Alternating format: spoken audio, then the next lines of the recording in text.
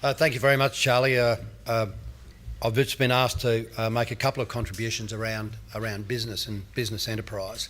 Can I first start by acknowledging elders, both past and present? I was just thinking, I've just been asked to come up and stand here, and I was just thinking how long I've been on this country. Well, that's easy. My daughter's 30 years old. She was born here. In that time, it has been the most remarkable change, not only across Australia, but particularly here. 30 years ago, mining was for white fellas. And with all respect to Rio, I think everyone who was around in those days would agree. Nobody was rushing out to share, and I can tell you the Indigenous people were. YBE was an organisation that had a number of Indigenous employees, and they made a fair crack. But nothing like the arrangement we have now. So whether you look at now Gumatj taking on mining, a pretty tough venture, a pretty high risk venture, they have 100% decisions are made by Gumatj, by the owners of that company. They run Gumatj, they make the tough decisions.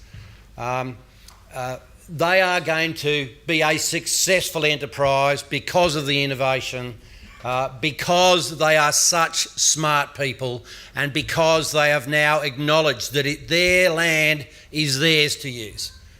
They're not observers of other people coming to their land and doing things and potentially paying a few royalties or paying some sort of a rent. So we've been very lucky whether right across this particular session, whether it's the innovation of Murrapung furniture, and I've been and visited them, and much of the innovation started with a disaster. All the trees fell on the houses and we were starting to cart them away. I was there and we said, well look, why don't we put the trees in a pile over there and then see if we can do something smart with those trees. Some of those big mahoganies that fell over have now been created into the most magnificent furniture, most unbelievable furniture.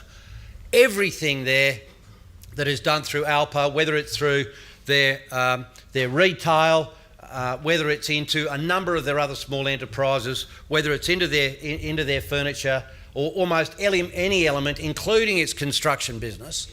This is one of the largest Indigenous businesses in Australia. Again, it is run entirely by Indigenous people, making decisions about their resources on their land. Larrakia organisation, of course Larrakia have a somewhat different circumstances about land, but they have made a remarkable way forward about engaging people. And I'll speak in a minute about it's not a myth that Indigenous organisations are 100 times more likely to employ an Indigenous person than any other organisation, and that's simply a fact. So I'd like to congratulate all these organisations. Many of the initiatives that government have had, and these are the initiatives that you might as well say Parliament, because I hope, because of our support and our discussions with the opposition, that these are now part of our fabric of supporting Indigenous businesses. Most of those initiatives came because members of these boards, members of these sorts of organisations came to government and said, don't offer up these items for us to pick from. None of them really fit. For my organisation at this time, this is the sort of product that I want. And I think this sort of flexibility has provided a bit of a beacon or a lighthouse to the way all of government should provide some of its business support. So what I've done is basically to stand up here and just say, this is the most impressive time.